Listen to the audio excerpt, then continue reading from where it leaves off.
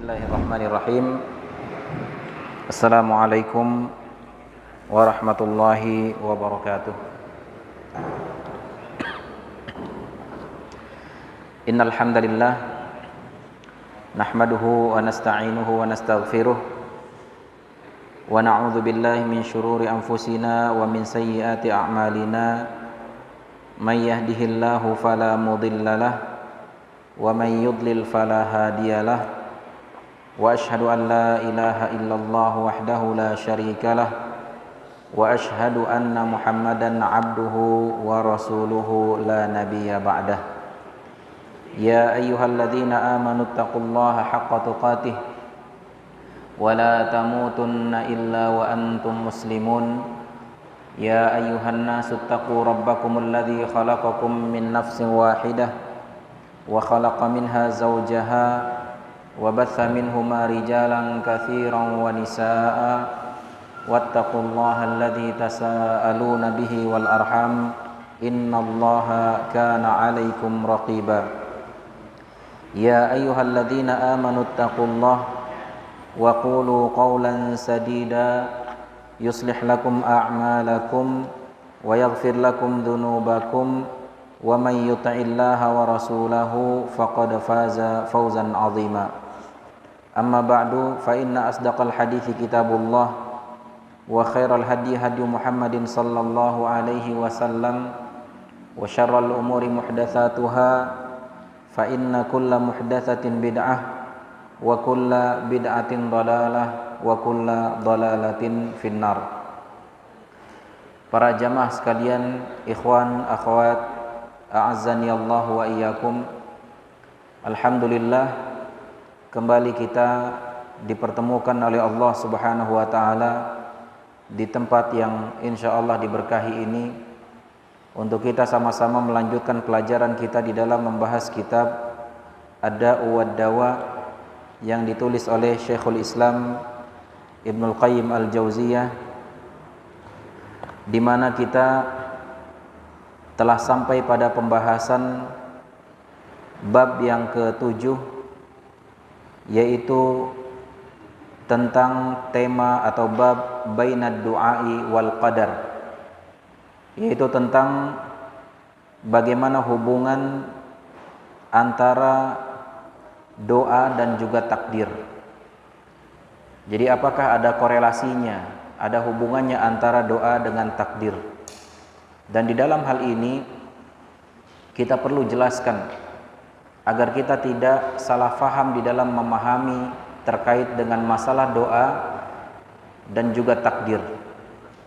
Banyak orang yang keliru di dalam memahami ini sehingga kemudian mereka mengatakan bahwa sudahlah, nggak ada gunanya berdoa.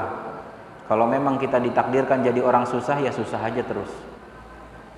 Atau sebaliknya, nggak usah kita berdoa, nggak usah capek-capek kita berdoa. Kalau memang takdirnya kita usahanya sukses, maka pasti akan jadi sukses dan jadi orang kaya. Ada sebagian masyarakat yang memahami seperti ini, sehingga ini perlu diluruskan.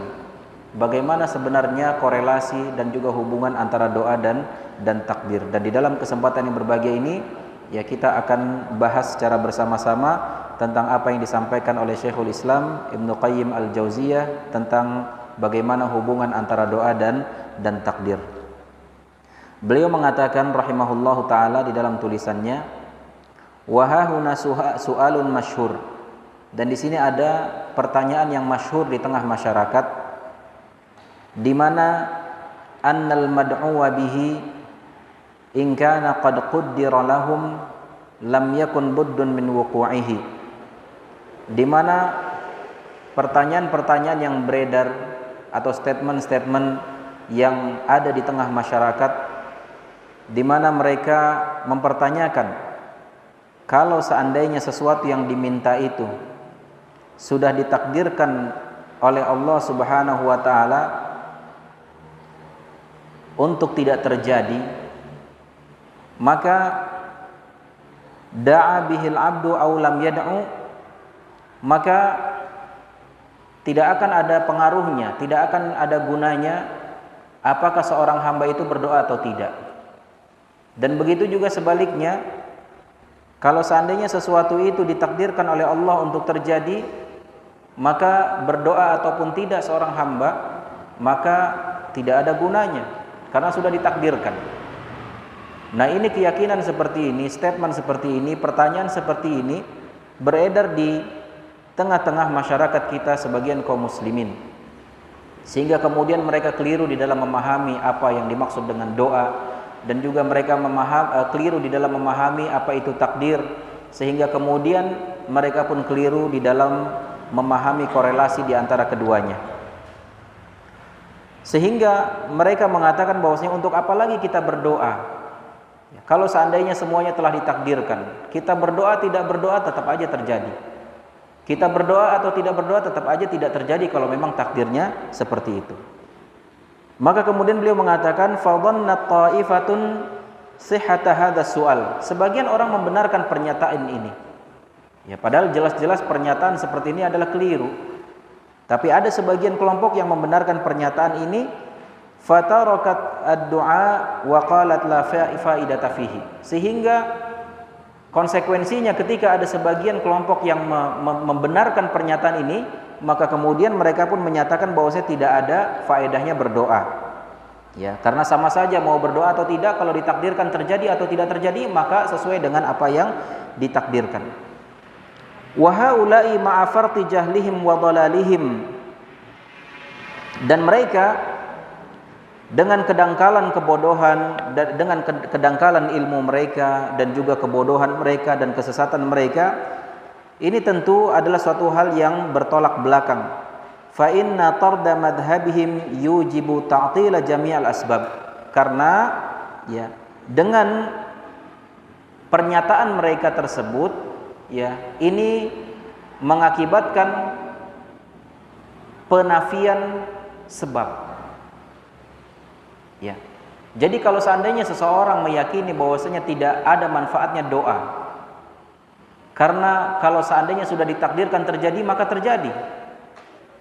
Kalau takdirnya tidak terjadi, maka tidak terjadi. Untuk apa lagi berdoa? Nah, di saat seseorang mengimani pernyataan ini, maka sama saja dia mengingkari atau menafikan segala sesuatu yang dinamakan dengan asbab atau sebab. Padahal sudah menjadi hukum alam, hukum kauni, bahwasannya segala apa yang terjadi di atas permukaan bumi ini adalah terkait dengan sebab dan musabab. Seperti misalkan seseorang mau kenyang perutnya atau dalam keadaan lapar. Kalau mengikuti pendapat ini, untuk apa makan? Kalau Allah menakdirkan kenyang, ya kenyang aja. Tapi buktinya kita makan kan? Ada sebabnya. Jadi setiap kita terhubung terkait dengan sebab dan musababnya, sehingga nggak bisa kita meyakini bahwasannya nggak perlu doa lagi. Yang penting ini kalau sudah ditakdirkan ya sudah begitu akan terjadi, sehingga tidak ada pengaruhnya dari doa. Padahal tidak demikian. Fayuqalu li ahadihim, dan kemudian dikatakan di antara mereka ya, kepada salah seorang di antara mereka, dan ini tentu sebagai bentuk bantahan kepada pernyataan ini, in kana syabi'u warriyu qad quddira laka fala budda min wuqu'ihima akalta am lam ta'kul wa illam yuqaddara lam yaqa'a akalta am lam ta'kul. Ini seperti yang kita katakan tadi. Kalau seandainya yang benar adalah bahwasannya enggak perlu berdoa lagi karena segala sesuatu sudah ditakdirkan. Kalau seandainya takdirnya terjadi, maka terjadi tanpa kita perlu berdoa. Kalau seandainya takdirnya tidak terjadi, maka tidak akan terjadi walaupun kita berdoa bagaimanapun. Kalau memang pemahamannya seperti itu, maka tentu konsekuensinya apa? Konsekuensinya rasa kenyang dan juga rasa haus. Kalau memang Allah sudah menakdirkan kepada seseorang bahwasanya orang itu ditakdirkan kenyang, bahwasanya seorang itu ditakdirkan tidak haus lagi, maka untuk apa lagi makan? Untuk apa lagi minum? Nggak perlu lagi. Ya, kalau memang dia meyakini seperti itu. Nah, sedangkan yang terjadi di kita adalah kalau pengen kenyang, kalau dalam keadaan lapar ya makan sebagai sebab. Ya. Ketika Allah menakdirkan dia kenyang, asbabnya apa? Asbabnya makan. Ketika Allah menakdirkan kepada seorang dia lepas dari dahaganya, nggak haus lagi, ya asbabnya apa? Sebabnya adalah dia harus minum. Ya. Jadi Dia makan ataupun tidak, maka pasti akan kenyang. Dia minum ataupun tidak, pasti nggak akan kehausan. Ya, kalau memang Allah sudah menakdirkan, maka ini tentu pemahaman yang keliru. Yang benar adalah dia harus mengambil sebab dari hal-hal yang telah ditakdirkan oleh Allah Subhanahu wa taala. Karena segala sesuatu terkait dengan sebab dan musabbab. Kemudian juga bantahan berikutnya, wa in kana al-waladu qad qaddara laka fala budda minhu wa ti'ati zaujata wal amata am lam tata. Fa illam yuqaddar lam yakun fala hajata ila tazawwud wa tasarri wa halum majara. Dan juga contoh berikutnya sebagai bantahan ketika seorang ditakdirkan punya anak. Kalau kita mengikuti pemahaman orang-orang itu, ya sudah, kalau memang Allah menakdirkan saya punya anak, maka enggak usah kita menikah. Enggak usah menggauli wanita, enggak usah menggauli budak. Toh Allah menakdirkan saya punya anak, ya punya anak aja, entah gimana caranya gitu. Berarti tidak ada syariat pernikahan, tidak ada kemudian boleh menggauli budak di zaman dahulu gitu kan. Maka ini tentu pemahaman yang kontradiktif dengan akal sehat kita dan juga dengan hukum kauni yang terjadi di alam dunia ini. Fahal yaqulu hadza aqilun aw adami? Apakah statement seperti ini dikatakan oleh seorang yang berakal, ya, oleh manusia? Ya, maka orang yang berakal, yang logikanya masih benar, tentu tidak mengatakan seperti itu. Segala sesuatu pasti ada sebabnya. Mau kenyang ya harus makan, mau tidak haus ya harus minum, mau punya anak ya harus menikah, ada terjadi hubungan biologis di sana dan seterusnya. Balil hayawanul bahimu mafturun ala mubasyaratil asbab allati biha qawamuhu wa hayatuhu. Bahkan hewan-hewan ternak sekalipun mereka diberikan fitrah untuk bisa mengambil asbab, ya, di dalam menjalani kehidupan ini. Sehingga di saat mereka lapar mereka makan, ingin kenyang mereka makan, ingin tidak haus mereka minum dan seterusnya. Mereka diberikan insting, fitrahnya seperti itu. Fal hayawanatu aqal wa afham min haula'i alladziina hum kal an'am bal hum adallu sabila. Bahkan ya hewan lebih berakal dan lebih faham daripada mereka-mereka yang nyeleneh di dalam pemikirannya terkait tentang masalah doa dan takdir ini. Bahkan mereka lebih sesat daripada hewan binatang. Wa takayasa ba'duhum, dan ada sebagian orang yang takayas, ya. Takayas itu apa ya? Sok-sok pintar gitu. Ya, ada sebagian orang yang sok pintar mengatakan al-ishtighalu bid-du'ai min babit ta'abbud al-mahd yuthibullahu alaihi ad-da'i min ghairi ay yakuna lahu ta'thirun fil matlubi biwajhin ma. Ada sebagian orang yang merasa sok pintar mengatakan bahwa menyibukkan diri dengan doa adalah bagian dari ibadah mahdhah. Ya, ibadah mahdhah itu yang memang aslinya ibadah, ya, seperti misalkan sholat, haji, puasa, ini istilahnya ibadah mahdhah. Jadi mereka mengatakan doa juga sama seperti halnya ibadah mahdhah, yang Allah akan memberikan pahala karena aktivitas doanya tersebut, memberikan pahala atas perbuatannya tersebut. Min ghairi ayyakuna lahu ta'thirun fil matlubi biwajhin ma, tanpa ada memberikan pengaruh terhadap apa yang dia minta bagaimanapun caranya. Jadi maksudnya, ya, orang yang sok pintar ini, sebagaimana dikatakan oleh Syekhul Islam Ibnu Qayyim Al-Jauziyah dalam tulisannya beliau ini, beliau mengatakan ada sebagian orang sok pintar mengatakan, ya, yang namanya doa itu ya hanya sekedar ibadah saja, fungsinya hanya sekedar ibadah, di mana setiap orang ketika dia berdoa maka Allah akan memberikan ganjaran tanpa memberikan pengaruh terhadap doa dia, terhadap konten dari doa dia. Jadi kalau misalkan dalam doa dia, misalkan dia minta rezeki yang banyak, minta diberikan anak keturunan, minta diberikan kemudahan dan seterusnya, maka isi dari doa ini nggak pengaruh sama sekali, nggak berpengaruh, nggak ngefek, karena semuanya sudah ditakdirkan oleh Allah. Ya. Sehingga kemudian dia melakukan doa ini hanya gara-gara diberi pahala saja oleh Allah, hanya dalam rangka ini adalah sebagai bentuk ibadah kepada Allah, hanya sebatas itu saja. Adapun kontennya nggak ada pengaruh. Dan ini juga adalah tentu pendapat yang keliru. Bahkan Syekh mengistilahkan dengan orang-orang yang mengatakan seperti ini sebagai pendapat orang-orang yang sok pintar. Ya. Jadi seolah-olah dia ilmiah, tapi ternyata apa yang disampaikan adalah keliru. Wala farqa 'inda hadzal mutakayis baina ad-du'ai wa bainal imsak anhu bil qalbi wal lisani fi at-ta'thiri fi husulil matlub. Dan menurut orang yang sok pintar ini tidak ada bedanya, ya. Apakah dia berdoa ataupun tidak berdoa, baik dengan lisannya maupun dengan hatinya, tidak ada bedanya dalam hasil, ya. Dalam konsekuensinya nggak ada bedanya. Kalau Allah menakdirkan maka akan terjadi, kalau Allah belum menakdirkan maka tidak akan terjadi. Walaupun dia berdoa bagaimanapun doanya. Wartibatu du'a indahum bihi kartibatis sukut wala farq. Jadi kaitan doa di sini, ya, adalah sama seperti orang yang diam saja. Jadi maksudnya mau berdoa dengan tidak berdoa itu sama saja, ya, di dalam menghasilkan apa yang didoakan itu. Jadi dia hanya mendapatkan sisi pahala saja dari perbuatan doanya, tapi apa yang dia minta dalam doanya itu tidak ada bedanya antara yang berdoa dengan yang tidak berdoa. Dan tentu ini adalah pernyataan yang keliru, ya. Ini pernyataan yang keliru. Sebagaimana tadi kita sampaikan, ya, bahwasannya korelasi antara doa dengan takdir itu, ya, adalah sebagaimana korelasi antara sebab dengan musababnya, ya. Jadi tidak bisa kita menafikan doa hanya gara-gara bahwa ini sudah ditakdirkan oleh Allah Subhanahu wa taala. Justru segala sesuatu bentuk perlu sebab, dan doa adalah salah satu bentuk ikhtiar dan juga salah satu bentuk sebabnya. Wa qala ta'ifatun ukhra akyas min haula.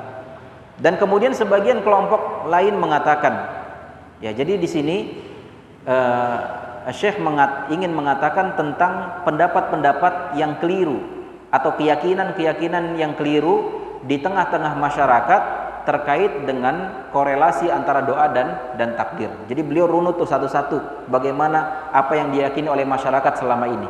Baru kemudian di akhir beliau bantah bagaimana seharusnya. Nah, kemudian di sini beliau mengatakan, dan sebagian kelompok yang lain juga mengatakan, yang kelompok ini lebih sok pintar dari yang sebelumnya, ya, lebih sombong dari yang sebelumnya. Balid du'a alamatun mujarradatun nasabahallahu subhanahu amaratan ala qada'il hajah. Ya, kelompok yang ini mengatakan bahwasanya doa itu hanya sebagai tanda saja, ya, sebagai tanda yang Allah berikan kepada seorang hamba, ya, dalam rangka untuk terpenuhi hasratnya, dalam rangka untuk terpenuhi kebutuhannya. Famata wafaqallahu al-'abda lid-du'ai kana dzalika alamatan lahu wa amaratan ala anna hajatahu qad qudiyat. Dan kapan Allah, ya, memberikan taufik kepada seorang hamba untuk berdoa, maka itu adalah sebagai suatu pertanda, ya, bahwa kebutuhannya telah dipenuhi.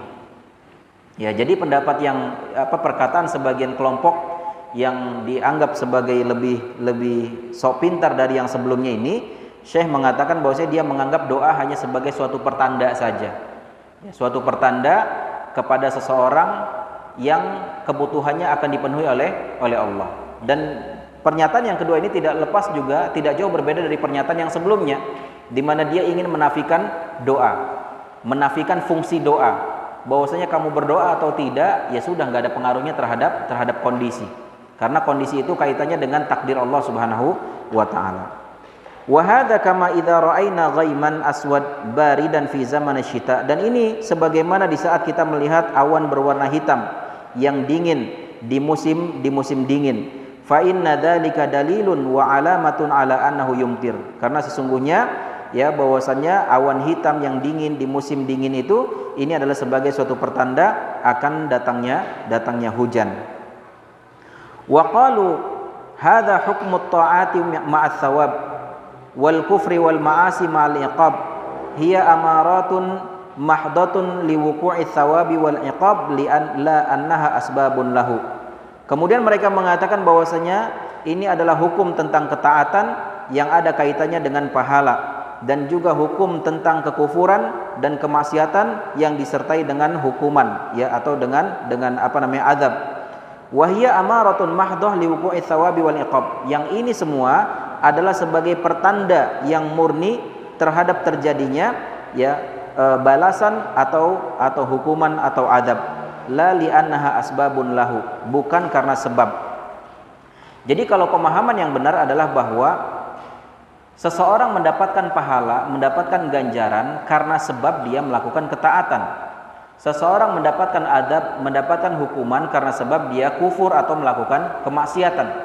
Tetapi di dalam pernyataan kelompok orang yang kedua ini atau yang keberapa ini yang dianggap sebagai orang yang sok pintar, dia menyatakan bahwasanya itu bukan ada kaitannya dengan sebab musabbab, bukan.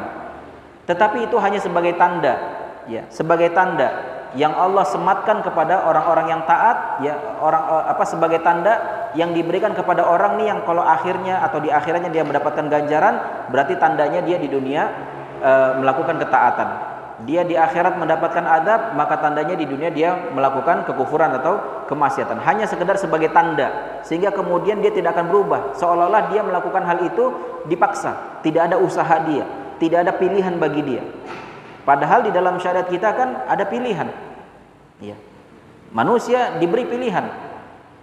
Wa ja'alnahun najdain, kata Allah, kami jadikan bagi kalian dua jalan. Mau jalan ke surga lewat jalur ketaatan, mau jalan ke neraka lewat jalur kemaksiatan, kan begitu. Tetapi di sini seolah-olah itu hanya sebagai tanda saja. Jadi nggak ada pengaruhnya, nggak ada kaitannya dengan sebab dan musabbab. Wa hakadha indahum al-kasru ma'al inkisar wal harku ma'al ihraq wal izhaq ma'al qatl. Laisa syai'un min dzalika sababan albattah. Dan ini juga sebagaimana pernyataan mereka bahwasannya ya pecahnya kaca itu tanpa ada proses pecahnya.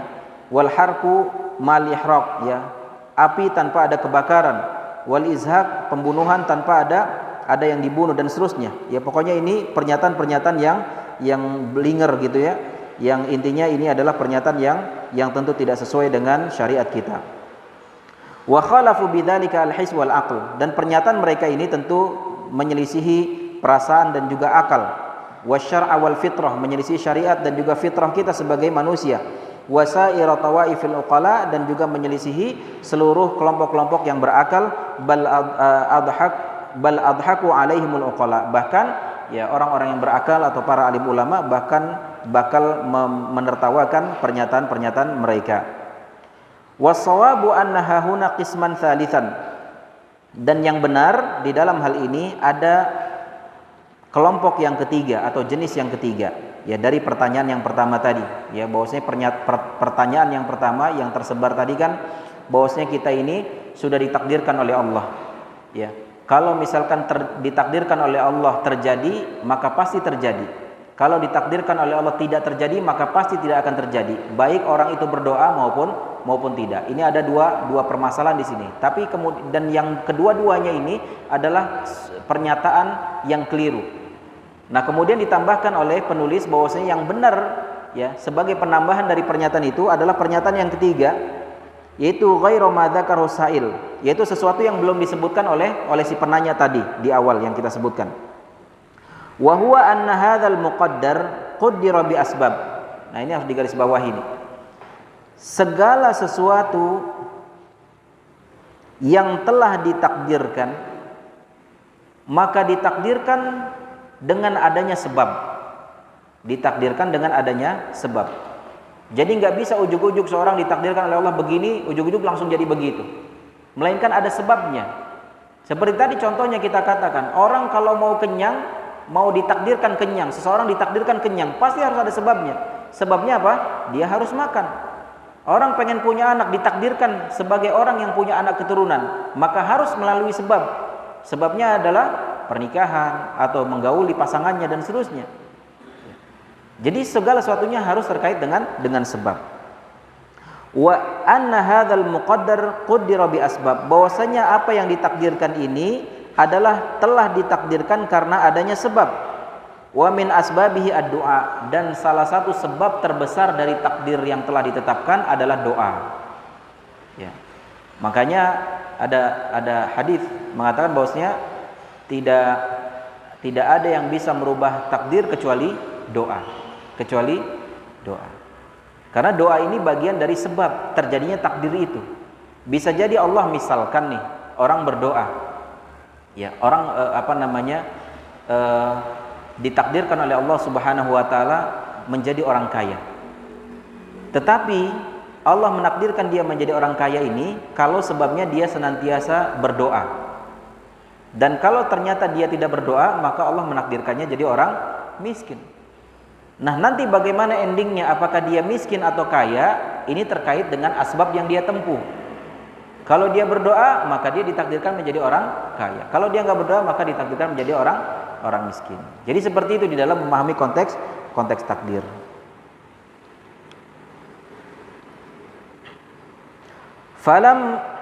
Falam yuqaddar mujarradan an sababih. Ya, bahwasannya segala sesuatu itu tidak ditakdirkan ya hanya karena sebabnya, hanya karena hasilnya, walakin quddira bisababih, akan tetapi dia ditakdirkan ya mengikut atau berdasarkan sebab-sebab yang ada. Famata atal abdu bisababi waqa'al maqdur, kapan seorang hamba itu melakukan sebab-sebabnya, maka terjadilah apa yang telah ditakdirkan itu. Wa mata lam ya'ti bisabab intafa'al maqdur, dan kapan seorang hamba itu tidak melakukan sebab-sebabnya, maka tentu tiada juga yang ditakdirkannya. Maksudnya tidak berlaku juga apa yang ditetapkannya, seperti yang tadi kita contohkan. Wa hadza kama qaddara syaba' war-riyu kal bil akli wasyarab, dan ini sebagaimana seseorang yang ditakdirkan kenyang dan juga ditakdirkan tidak dahaga, tidak haus, yaitu dengan cara apa sebabnya? Dengan cara makan dan minum. Wa quddiral waladu bil wata, dan juga seseorang ditakdirkan mendapatkan anak keturunan dengan hubungan biologis dengan pasangannya. Wa quddira husulu zara' bil badr, dan juga dia ditakdirkan mendapatkan hasil panen tentu dengan menanam.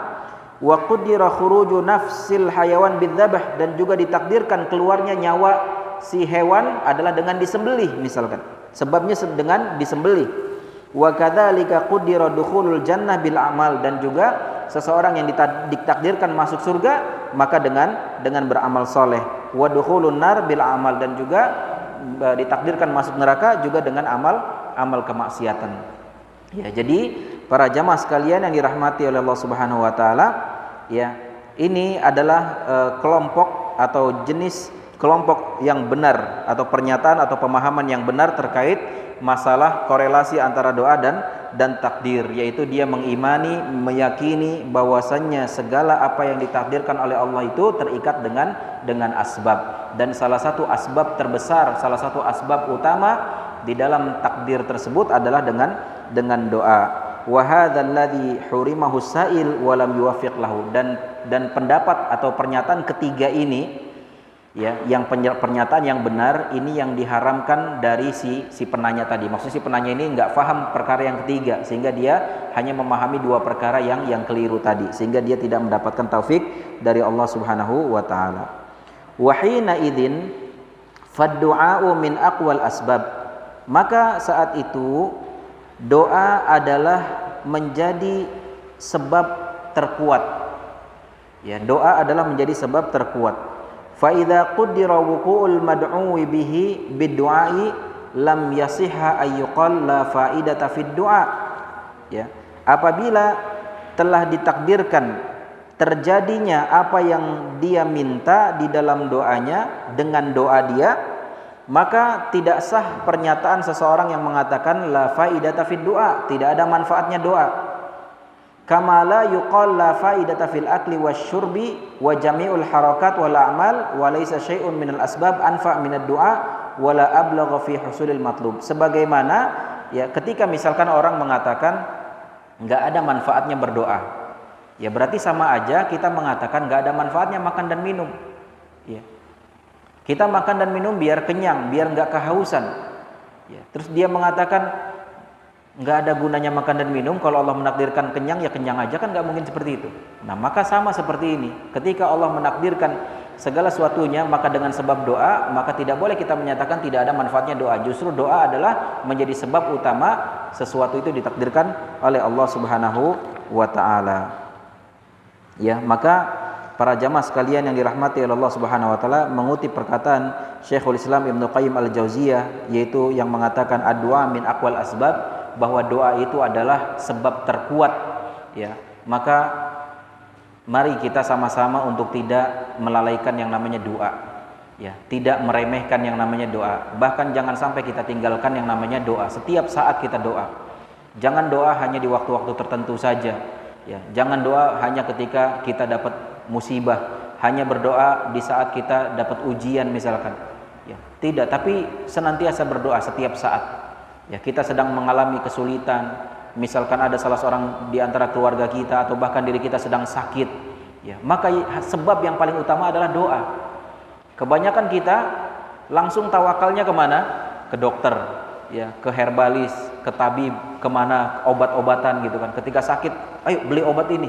Ketika sakit, ayo ke dokter ini, ayo ke rumah sakit. Jarang di antara mereka yang pertama sekali dia lakukan ketika sakit berdoa kepada Allah. Ya Allah yang maha memberikan kesembuhan, ya Allah yang maha arhamar rahimin, maha kasih sayang kepada hambanya, ya Allah yang maha kuasa atas segala sesuatu, ya Allah yang maha mampu atas segala sesuatu. Minta sama Allah, sembuhkanlah penyakit saya, sembuhkanlah penyakit anakku, sembuhkanlah penyakit saudaraku, sembuhkan penyakit orang tuaku. Minta dulu sama Allah, karena doa adalah termasuk sebab yang paling kuat melebihi sebab berobat. Orang ketika sakit berobat kan nyari sebab untuk kesembuhan. Ya. Apalagi kita yang udah ngaji, yakinlah bukan dokter ini yang nyembuhin kan, yang nyembuhin Allah. Kenapa kita ke dokter? Sebagai sebab kan. Kenapa kita lebih mendahulukan sebab yang pengaruhnya lebih rendah daripada yang lebih tinggi, yaitu doa. Ya. Maka maksud saya bukan berarti nggak boleh berdoa, nggak boleh berobat. Maksudnya silakan berobat, tapi jangan lupakan nih sebab yang paling kuat, sebab yang paling utama, yaitu berdoa. Dan ini berlaku untuk semuanya, semua kasus, bukan cuma ketika dalam keadaan sakit. Begitu juga misalkan dalam keadaan sulit, misalkan lagi dagang susah, ya, bisnis apapun selalu bangkrut, atau mungkin ada masalah keluarga, atau masalah apapun, ya. Penuntut ilmu susah dalam menghafal, susah dalam memahami pelajaran, misalnya minta sama Allah. Ya. Sebelum kita misalkan ngambil sebab ngafal, sebelum kita ngambil sebab murojaah, yang paling utama doa dulu. Bukan berarti asik, berarti nggak perlu murojaah, nggak perlu menghafal, nggak juga begitu. Tetap menghafal murojaahnya tetap, tapi yang paling utama adalah doanya. Dan juga salah ketika kemudian dia hanya berdoa saja, tidak mengambil sebab yang lain. Ya, jadi harus bisa kita mengkorelasikan antara doa dan takdir tadi. Kemudian para jamaah sekalian yang dirahmati oleh Allah Subhanahu wa taala, walamma kana as-sahabatu radhiyallahu anhum a'lamal ummah billahi wa rasulihi wa afqahahum fi dinihi kanu aqwama bihadha sabab wa syurutihi wa adabihi min ghairihim. Ya, bahwasanya para sahabat mereka adalah orang-orang yang paling alim di antara umat Rasulullah sallallahu alaihi wasallam. Mereka paling tahu tentang Allah, paling tahu tentang Rasul, ya, selain dibandingkan selain dari para sahabat. Wa afqahahum fi dini, dan bahkan para sahabat adalah orang-orang yang paling faham akan agama ini. Kanu aqwam bihadas sabab wa syurutihi wa adabihi min ghairihim. Ya, maka mereka adalah orang-orang yang paling teguh, ya, paling kuat, ya, paling hebat di dalam mengambil atau melakukan sebab-sebab, paling tangguh di dalam memenuhi persyaratan-persyaratan untuk memenuhi sebab ini, ya. Dan juga paling paham akan adab-adabnya, ya, sehingga kemudian kita jadikan mereka sebagai rujukan tentang bagaimana mereka hebatnya di dalam berdoa, tentang bagaimana mereka menggantungkan segala sesuatunya kepada Allah, ya, tentang bagaimana mereka tidak menggantungkan kepada sebab dalam artian sebab yang hissi, dalam artian mungkin usahanya, tenaganya, tapi mereka lebih menggantungkannya kepada Allah. Dan mereka telah melakukan itu, dan mereka adalah orang-orang yang paling faham akan agama ini. Mereka adalah orang-orang yang paling faham tentang Allah dan Rasulnya, sehingga kemudian mereka harus kita jadikan sebagai rujukan di dalam masalah ini dan masalah lainnya tentunya. Wa kana Umar bin Khattab, ya, bahkan Umar bin Khattab radhiyallahu an yastansiru bihi ala aduwihi, ya, beliau meminta pertolongan Allah, ya, meminta pertolongan kepada Allah, ya, untuk bisa mengalahkan musuh-musuhnya. Wa kana a'zamu jundihi bihi, dan doa ini adalah tentara yang paling agung, tentara yang paling hebat, ya, dari tentara-tentara Allah. Bisa seseorang ingin menaklukkan negeri kafir misalkan, yang dia kemudian dengan mengambil sebab menyiapkan tentara yang terlatih, menyiapkan senjata-senjata yang lengkap, modern dan lain sebagainya, Ini semua tidak ada artinya kalau seandainya dia tidak mengambil sebab yang utama, yaitu berdoa kepada Allah. Karena doa kepada Allah ini termasuk ya tentara-tentara yang kuat, ya tentara Allah yang bisa menjadi sebab Allah menakdirkan hancurnya atau terkalahkannya orang-orang kafir. Wa kana yaqulu li ashabihi, dan Umar radhiyallahu anhu mengatakan kepada para sahabatnya, lastum tunsaruna bikathrah. Kalian itu tidak menang atau tidak ditolong karena jumlah kalian yang banyak.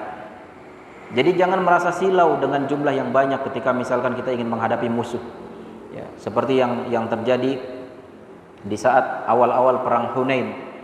Ya, di mana sebagian sahabat yang ketika itu baru masuk Islam, ya dari orang-orang Mekah atau kabilah-kabilah yang lainnya, kan peristiwa itu kan setelah perang Fathu Makkah.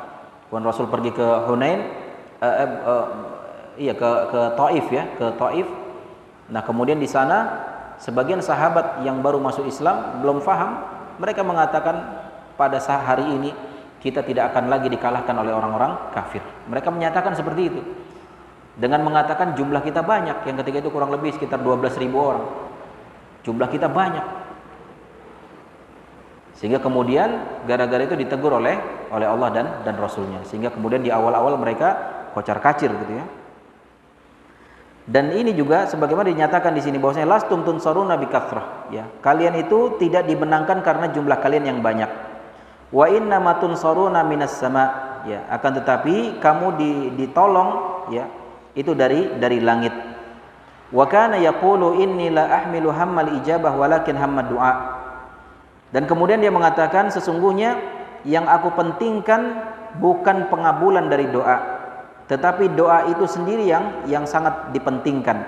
Apabila kalian berdoa, fa idza ulhimtum, apabila kalian diberikan ilham ya atau apabila kalian berdoa, maka pengabulan akan bersamanya. Ya.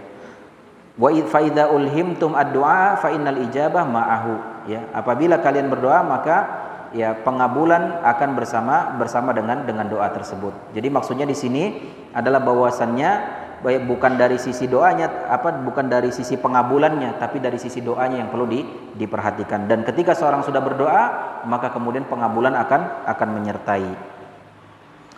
Wa akhadha asy-syair hadzal ma'na fanadhamahu faqal, dan seorang penyair mengambil kalimat ini secara makna lalu kemudian beliau tuliskan dalam bait syairnya, lau lam turid naila ma arju wa atlubuhu min judi kafaika ma awatani at-talaba, ya.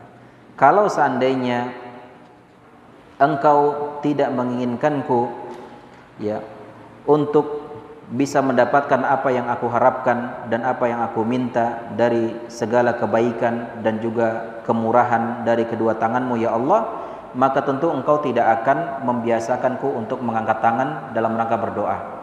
Ya, jadi maksudnya kalau seandainya Allah tidak menginginkan kebaikan untuk kita, tidak mungkin Allah memberikan taufik kepada kita untuk bisa berdoa. Ya, jadi di saat seorang berdoa kepada Allah, maka berarti itu Allah pengen mengabulkan segala apa yang kita minta, dan juga Allah ingin menginginkan kebaikan pada diri kita. Makanya Allah memberikan taufik pada kita untuk bisa mudah dalam berdoa kepadanya. Maka di saat kita mendapati diri kita belum mau tergerak hatinya untuk berdoa kepada Allah, ya berarti Allah belum menginginkan kebaikan pada diri kita, berarti Allah belum menginginkan terkabulnya doa-doa kita. Jadi di saat kita mengalami kesulitan dan lain sebagainya, berdoa kepada Allah sehingga segala apa yang diinginkan diijabah olehnya tabaraka wa taala. Faman ulhimad du'a, siapa yang dimudahkan oleh Allah atau diberikan taufik untuk bisa berdoa, faqad urida bihil ijabah, maka dia telah diinginkan untuk diberikan jawabannya atau diijabah doanya. Fa innallaha subhanahu wa ta'ala yaqul, Allah subhanahu wa ta'ala berfirman, ud'uni astajib lakum, mintalah kepadaku maka aku akan mengabulkannya, ya. Minta kepadaku secara langsung maka aku akan mengabulkannya. Wa qala idza sa'alaka ibadi anni fa inni qaribun ujibu da'watad da'i idza da'an. Dan apabila seseorang bertanya kepada atau hambaku bertanya kepadamu tentang aku, maka jawablah, sesungguhnya aku itu dekat. Ujibu da'watad da'i, yang mana aku akan menjawab atau mengabulkan doa-doa orang yang berdoa atau yang meminta. Ya. Wa fi Sunan Ibnu Majah, di dalam Sunan Ibnu Majah min hadithi Abi Hurairah radhiyallahu anhu qala Rasulullah sallallahu alaihi wasallam, man lam yas'alillaha yaghdab alaihi.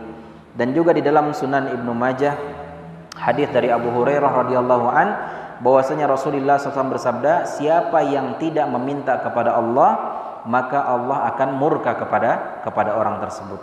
Nah ini ya berbeda dengan kita makhluk, ya manusia, sehebat apapun kita, sekaya apapun kita, tapi kalau seandainya sering diminta sama orang yang sama, minta lagi, ya pasti kan gondok juga kita gitu kan, kesel juga, ini minta terus gitu kan, apa nggak kerja aja gitu kan. Tapi Allah nggak begitu. Allah semakin sering kita meminta, Allah semakin senang, semakin sayang. Bahkan kalau kita nggak minta sama Allah, Allah murka sama kita. Ini menunjukkan sombongnya kita sama Allah, menunjukkan kita nggak butuh sama Allah. Ini tentu keliru, membuat Allah murka. Tapi di saat kita minta sama Allah, ya ini menunjukkan kita fakir, kita butuh sama pertolongan Allah Subhanahu wa taala. Jadi jangan sungkan. Jangan sampai ada pernyataan, Ustaz, saya mau berdoa, mau minta sama Allah, malu. Ini sering nih banyak kayak gitu, malu. Kenapa malu? Saya ini banyak dosanya Pak Ustaz. Sering melakukan kemaksiatan, tiada hari tanpa bermaksiat. Tahu-tahu sekarang saya lagi susah, baru dia ingat sama Allah. Kemarin lagi senang, saya maksiat terus, bikin Allah murka. Sekarang saya susah, masa giliran susah baru dekat sama Allah. Masa giliran susah baru minta sama Allah, saya malu. Ada pernyataan-pernyataan gitu. Ini syubhat. Justru minta sama Allah. Justru kalau kita nggak minta sama Allah, apalagi di saat susah, ya Allah marah. Di saat senang saja kita nggak minta sama Allah, marah, apalagi di saat kita susah yang memang kita benar-benar butuh kepada Allah. Jadi ini adalah bisikan-bisikan syaitan, ini adalah was-was. Ya. Jadi jangan pernah merasa malu sama Allah lah. Ya. Gara-gara selama ini kita bermaksiat, giliran susah kita baru minta sama Allah. Ini adalah syubhat. Ya. Dan lebih bahaya lagi, ada sebagian orang yang menganggap bahwa saya malu saat minta sama Allah. Karena selama ini saya bermaksiat. Jadi saya mintanya lewat wali fulan aja. Saya pergi ke kuburan wali apa gitu kan, yang dia dikenal orang soleh semasa hidupnya, tapi udah mati di kuburan. Saya bertawasul sama dia supaya dia yang langsung menyampaikan hajat saya sama Allah. Dan biasanya kan wali-wali Allah, orang terdekat Allah, permintaannya langsung didengar sama Allah, langsung diterima, langsung diijabah. Nah ini juga bahaya, bahkan bisa mengantarkan seseorang pada kesyirikan. Jadi ya, harus difahami dengan baik. Bahkan di sini Allah dengan tegas mengatakan, ud'uni astajib lakum, langsung minta kepadaku, aku langsung mengabulkan. Minta kepadaku secara langsung, tanpa ada perantaraan, tanpa ada rasa malu, maka aku langsung mengabulkannya. Bahkan Allah mengatakan, wa idza sa'alaka ibadi anni fa inni qarib. Apabila ada orang bertanya tentang aku, maka katakan padanya, aku ini dekat. Jadi nggak perlu lagi perantara. Jangan samakan Allah dengan makhluk. Walaupun makhluk ini seorang raja, sehebat apapun raja, sebanyak apapun kekuasaannya, tetap dia bukan maha mendengar, bukan maha melihat. Sehingga untuk mendengar hajat rakyatnya, dia butuh pembantu-pembantu, butuh menterinya yang menyampaikan. Sehingga kita sebagai rakyat kecil menyampaikan hajat kita kepada raja lewat menterinya, lewat pembantunya, supaya didengar hajat kita. Tapi Allah tidak seperti itu. Allahus Samiul Basir, Allah maha mendengar, maha melihat. Sehingga langsung, ujibu da'watad da'i, kata Allah, aku pasti akan menjawab, ya, aku pasti akan mengabulkan setiap permintaan orang yang berdoa. Ya. Jadi kita disuruh untuk senantiasa berdoa kepada Allah. Bahkan kalau kita nggak berdoa kepada Allah, Allah justru akan murka kepada kita. Fahadha yadullu ala anna ridha'ahu fi su'alihi wa ta'atihi. Ya. Dan ini menunjukkan akan keridhaan Allah, ya, di saat seseorang meminta, di saat seseorang taat kepadanya. Wa idza radiya Rabbu tabaraka wa ta'ala, dan apabila Allah Rabb tabaraka wa ta'ala telah ridha, fa kullu khairin fi ridahu, dan segala kebaikan ada pada ridhonya. Kama anna kulla bala'in wa musibatin fi ghadabihi wa ma'siyatihi. Sebagaimana setiap bencana, setiap musibah itu terdapat di dalam kemarahan dan juga maksiat seseorang kepada Allah. Ya, jadi ini yang sedang kita cari. Kita cari keridhaan Allah Subhanahu wa taala. Yang salah satu caranya adalah dengan kita banyak berdoa kepadanya dan juga melakukan ketaatan kepadanya. Ketika seorang hamba sudah mendapatkan ridho Allah, udah tenang kita. Cuma yang jadi masalah kita nggak ada yang dijamin mendapat ridho Allah. Salah satu hal yang bisa kita mendapatkan ridho Allah apa? Disebutkan dalam surat At-Taubah ayat 100, Allah berfirman, was-sabiqunal awwalun minal muhajirin wal ansar walladzina tabauhum bi ihsan radhiyallahu anhum wa radu'an wa a'adda lahum jannatin tajri tahtal anhar khalidina fiha abada dzalikal fawzul azim. Allah berfirman, dan orang-orang yang paling pertama masuk Islam siapa? Dari kalangan muhajirin dan ansar. Siapa mereka? Para sahabat. Walladzina tabauhum bi ihsan, dan juga orang-orang yang mengikuti jejak para sahabat dengan kebaikan. Ini garis bawahi. Para sahabat dan orang-orang yang mengikuti jejak para sahabat. Mengikuti jejak para sahabat maksudnya apa? Mengikuti pemahamannya, mengikuti cara beragamanya, mengikuti cara beribadahnya, mengikuti cara berdakwahnya, mengikuti cara berdoanya, mengikuti cara salawatnya, dan seterusnya. Semuanya mengikuti para sahabat. Maka apa kata Allah? Radhiyallahu anhum wa radu'an. Allah ridho kepada mereka. Kepada siapa Allah ridho? Kepada para sahabat dan kepada siapapun sampai hari kiamat yang mengikuti cara beragamanya para sahabat. Jadi nggak ada lagi tawar-menawar dalam masalah ini. Ustaz, tapi kok beda sih sama tradisi kita? Beda sama kebanyakan orang. Apalagi di hari-hari ini, bulan apa ini? Banyak amalan-amalan yang dilakukan oleh sebagian saudara-saudara kita. Ada yang mengkhususkan puasa lah, ada acara yang belakangnya ada akhiran AN-nya gitu kan. Rajaban dan seterusnya, acara ini, acara itu gitu kan.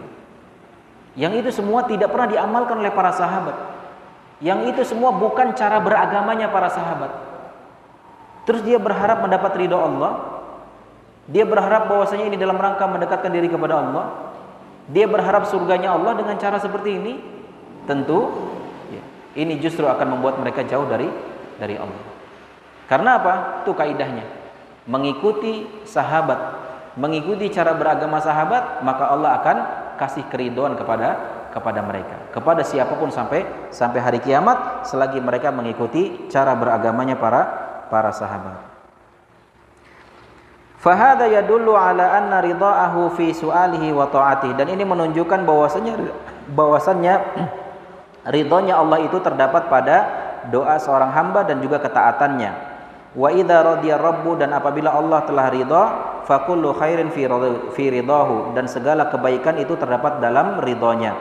Sebagaimana kama annal kulla bala'in, sebagaimana setiap bencana, setiap musibah fi ghadabihi wa ma'siyatihi, yaitu terdapat pada kemarahannya dan juga dalam kemaksiatan kepada Allah Subhanahu wa taala. Wa qad dzakara al-Imam Ahmad fi kitabih Az-Zuhd.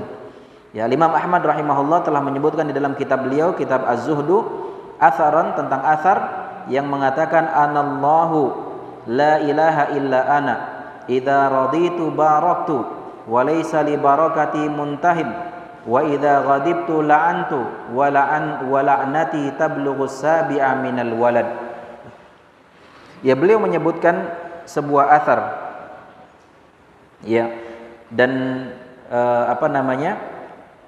Syekh Ali Hasan Al-Halabi rahimahullah taala menyebutkan bahwasanya athar ini adalah sebuah riwayat yang ini lebih mirip kepada Israiliyat. Ya, Israiliyat itu kisah-kisah orang-orang zaman Bani Israel, yang tentu di sana ada yang benar, ada yang keliru. Ya, sehingga yang benar bisa kita gunakan, ya, yang keliru tentu tidak kita gunakan. Tetapi di dalam pernyataan atau riwayat yang dibawakan oleh Imam Ahmad ini menunjukkan adalah pernyataan yang benar, di mana di situ disebutkan tentang athar yang maknanya anallahu, aku adalah Allah. Ya. La ilaha illa ana, tidak ada sesembahan yang berhak untuk diibadahi dengan benar kecuali aku. Idza raditu baraktu. Apabila aku telah ridho, yaitu Allah tentunya, ini kita lagi berbicara ya Allah yang sedang mengatakan seperti itu. Anallahu, aku adalah Allah, la ilaha illa ana. Tidak ada ilah, tidak ada sesembahan yang berhak untuk diibadai dengan benar kecuali aku. Idza raditu baraktu. Apabila aku telah ridho, maka aku akan berikan keberkahan. Allah ridho kepada seorang hamba, maka Allah juga berikan keberkahan pada hamba itu. Apa yang dimaksud dengan keberkahan? Luzumul khair wa dawamuhu. Senantiasa berada dalam keadaan baik, dimanapun dia berada selalu dalam keadaan baik, dunia dan akhirat. Dan ini luar biasa, kebaikan yang luar biasa. Dan ini keberkahan ini didapatkan oleh orang yang diridhoi oleh Allah. Makanya di sini dikatakan idza raditu baraktu. Apabila aku meridhoi, maka aku juga sekaligus memberikan keberkahan pada orang tersebut atau pada seorang hamba. Walaisa li barakati muntahin, dan keberkahanku tidak ada ujungnya. Unlimited. Jadi tak terhingga, tak terbatas keberkahannya. Jadi Masya Allah, kebaikannya luar biasa. Orang yang mendapatkan keberkahan Allah, orang yang mendapat ridhonya Allah. Makanya dalam menjalani kehidupan beragama ini, cari keberkahan Allah, cari keridhaan Allah. Udah nggak usah kita pusing-pusing nyari keridhaan manusia. Ya. Ridho manusia memang nggak ada ujungnya. Hari ini kita ikutin ridhonya si fulan. Ya, ada si fulan bilang, mengomentari, ih kamu kok sekarang berjenggot gitu kan. Dah besok, udah deh kita cukur jenggotnya. Ya, ngikuti si fulan A. Besok si fulan B komentar, kenapa jenggotnya dicukur? Ya, lebih ganteng pakai jenggot, kita panjangin lagi jenggotnya. Nanti ada lagi yang ngomong. Ya, kayak gitu terus. Begitu juga yang akhwat, ketika dia baru berhijrah, kemudian dia berusaha merubah penampilannya pakai jilbab yang lebar, ada komentar, ih itu pakaiannya kok kayak kurungan ayam, ayam jago gitu kan. Besok kita coba buka, ya, ikuti omongan dia, kita pakai penampilan yang biasa, ada lagi yang komentar. Begitu terus, capek ngikuti ridho manusia. Ya. Makanya Imam Syafi'i rahimahullah pernah mengatakan, ridhon nasi ghayatun la tudrak. Mencari keriduan manusia itu adalah sebuah tujuan yang tidak akan pernah tercapai. Capek gitu ya. Tetapi mencari keriduan Allah jelas, kaidahnya jelas, ajarannya jelas, syariatnya jelas ya. Kita ikuti satu model aja gitu, kita taat sama Allah, udah kita dapat ridho Allah. Kita ikuti pemahamannya para sahabat, kita ikuti cara beragamanya para sahabat, Allah ridho, sudah selesai. Dan di saat Allah ridho, Allah berikan keberkahan pada kita, yang keberkahan itu tidak ada batasnya, baik di dunia maupun di akhirat. Sebaliknya, wa idza ghadibtu la'antu. Sebaliknya, kalau seandainya aku murka, kata Allah, la'antu, maka aku melaknatnya. Melaknat ini ya dilaknat, disumpahi dia tidak ada kebaikan sama sekali, dunia dan akhirat. Wala'nati tablughu sabi minal walad. Dan bahkan dikatakan, dan laknatku itu sampai 7 turunan. Sampai 7 turunan. Jadi bahaya. Jangan sampai kita mendapatkan laknat Allah Subhanahu wa taala. Cuma sayang, banyak di antara kita kaum muslimin yang tidak mau mendapatkan laknat Allah, tapi perilakunya dia melakukan hal-hal yang justru itu bisa mengakibatkan laknat Allah. Sebagaimana kemaksiatan dan perbuatan-perbuatan buruk lainnya, ini mengundang laknat Allah. Ketika dikatakan kepadanya, kamu akan dapat laknat Allah nanti, oh saya enggak mau, a'udzubillahi min laknatillah, aku berlindung dari Allah, dari laknatnya Allah gitu misalkan. Tapi dia terus bermaksiat, terus mengundang laknatnya Allah. Dan orang yang sudah dilaknat oleh Allah, ya ngeri. Dia tidak mendapatkan kebaikan dunia dan akhirat, bahkan sampai 7 turunan sebagaimana disebutkan dalam athar ini. Allahu a'lam bissawab. Kemudian para jamaah sekalian yang dirahmati oleh Allah Subhanahu wa taala, wa laqad dallal 'aqlu wan naqlu wal fitratu wa tajarubul umam ala ikhtilafi ajnasiha wa milaliha wa nihaliha ala anna at-taqarruba ila rabbil alamin wa talabi mardatihi wal birra wal ihsan ila khalqihi min a'zamil asbabil jalibah likulli khair. Para jamaah sekalian yang dirahmati oleh Allah Subhanahu wa taala, penulis kemudian melanjutkan mengatakan bahwa telah menunjukkan ya dalil yang sesuai dengan akal ya.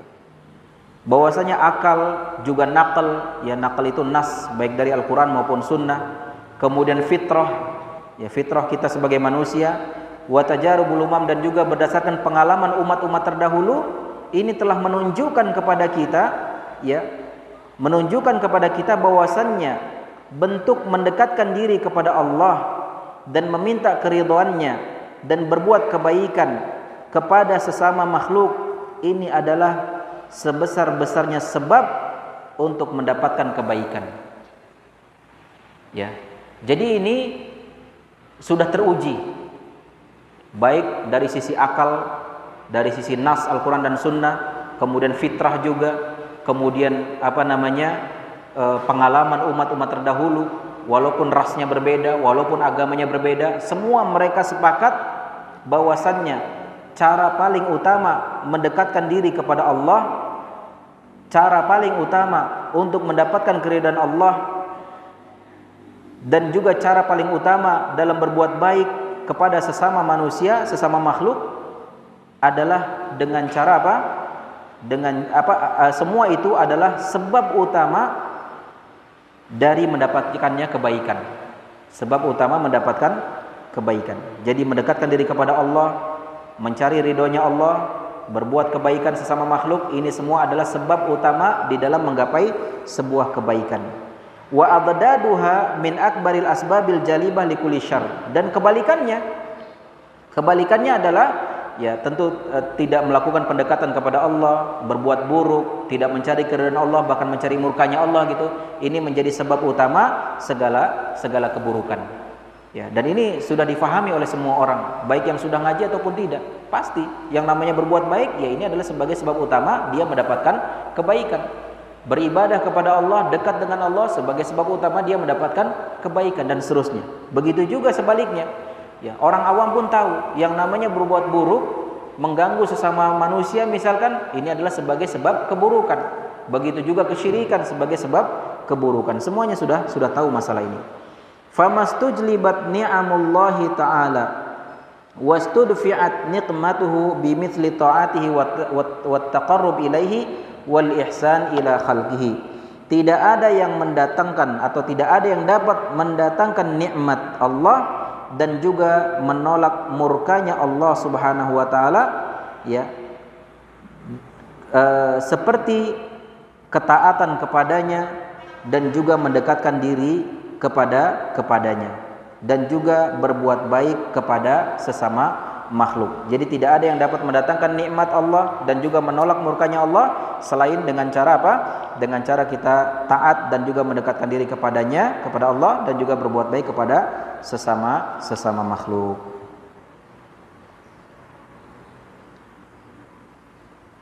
Ya, saya rasa para jamaah sekalian yang dirahmati Allah Subhanahu wa taala, sampai di sini dulu pembahasan kita.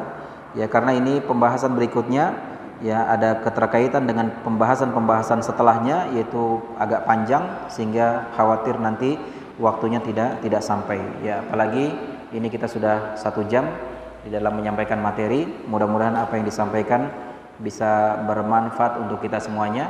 Dan sebelum ditutup, boleh kita buka dulu sesi tanya jawab. Kalau ada pertanyaan silakan.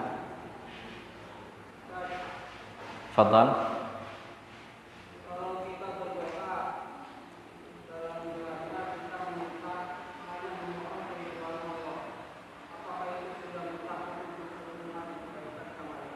Iya, sudah mencakup. Ya, sudah mencakup. Ini pertanyaannya, ketika kita berdoa, di dalam doa kita itu kita hanya meminta keridhaan Allah Subhanahu wa taala. Apakah dengan doa ini mencakup kebaikan-kebaikan yang lainnya? Jawabannya benar. Ya, mencakup seluruh kebaikan. Ya, karena seseorang ketika sudah mendapatkan keridhaan Allah, berarti segala kebaikan ada pada dirinya. Ketika Allah mengabulkan doanya tersebut tentu. Karena di dalam ridha Allah ini terdapat segala kebaikan.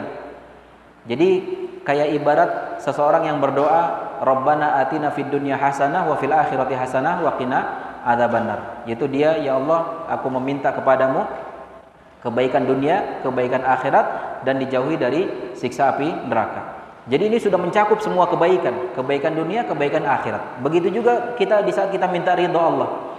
Minta ridho Allah itu ya di dalamnya terkandung dia minta kebaikan dunia, ya, yang tentu dengan kebaikan dunia itu adalah kebaikan-kebaikan yang diridhai oleh Allah.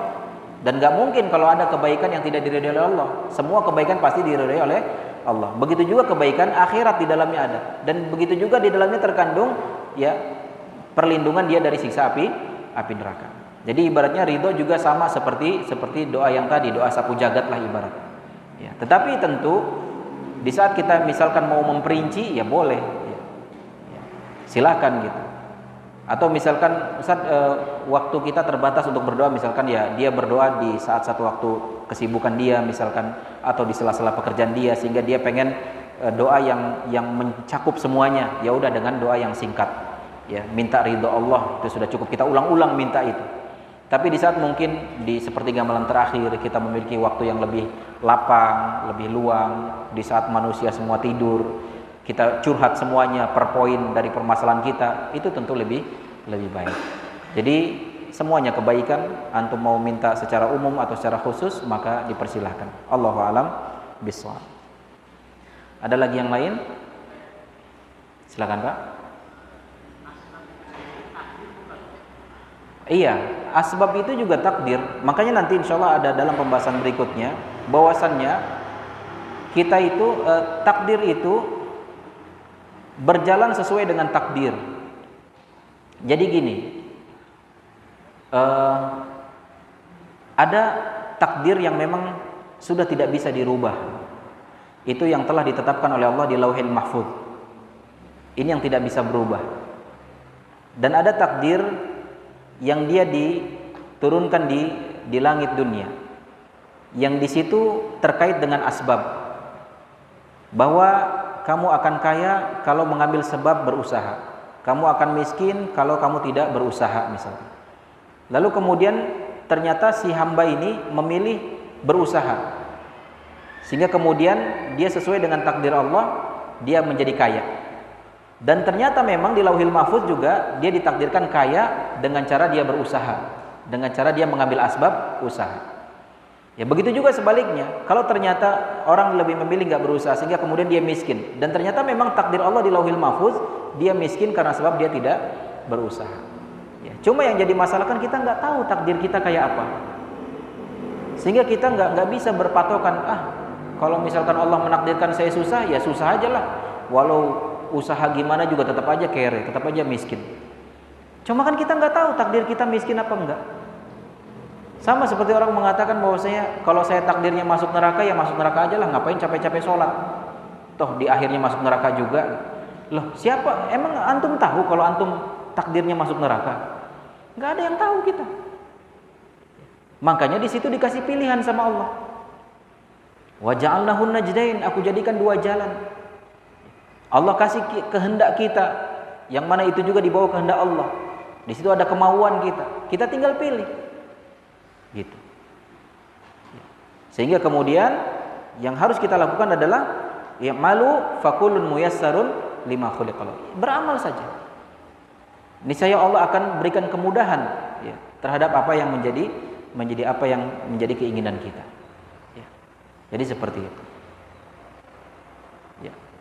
Jadi ini masalah takdir ya memang agak rumit, tapi insya Allah bukan nggak susah gitu.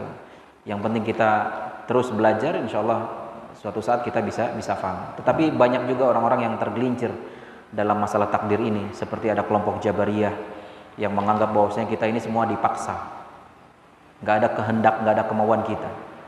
Kita jadi soleh ya memang dipaksa sama Allah kita jadi soleh, kita jadi penjahat ya memang dipaksa oleh Allah kita jadi penjahat. Jadi nggak usah lagi kita beribadah, nggak usah lagi kita berusaha jadi baik ya, karena ya kita ikutlah mengalir aja gitu. Ini Jabariyah. Ada sebagian kelompok yang irja ya, murjiah, yang dia mengatakan bahwasanya imannya seorang yang paling fasik itu sama dengan imannya malaikat Jibril Mikail. Jadi nggak ada pengaruh keimanan dengan amalan. Maksudnya amalan itu nggak berpengaruh kepada keimanan.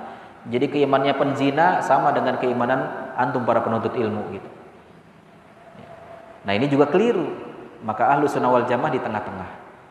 Ya, di sana ada kehendak. Ya, di sana ada kehendak, di sana ada takdir Allah, di sana Allah kasih pilihan sama kita, maka tinggal kita milih. Ingin surga, tempuh jalan kebaikan. Ingin neraka, tempuh jalan kemaksiatan. Jadi seperti itu. Allahu a'lam bishawab. Ya, saya kira itu saja para jamaah sekalian yang dirahmati Allah Subhanahu wa taala. Mudah-mudahan bermanfaat. Mohon maaf atas segala kekurangan dan juga kesalahan. Sebelum kita tutup, lagi-lagi saya ingatkan, ya, ini PR kita semuanya. Hari makin dekat, ya, tahun ajaran baru makin dekat. Kebutuhan semakin mendesak, kita butuh membangun kelas, kita butuh membangun asrama, kita butuh membangun fasilitas-fasilitas untuk belajar anak-anak kita di sini, sehingga ini butuh bantuan kita semuanya tentu, gotong royong. Jangan sampai kita bangun rumah ditanggung sendiri bisa, bangun fasilitas dakwah yang bersama-sama masa nggak bisa. Dan kemudian juga di sebelah kita ini ada sawah, ya, ada sawah yang memang akan dijual oleh pemiliknya, dan itu bisa jadi pelebaran untuk lokasi pesantren kita.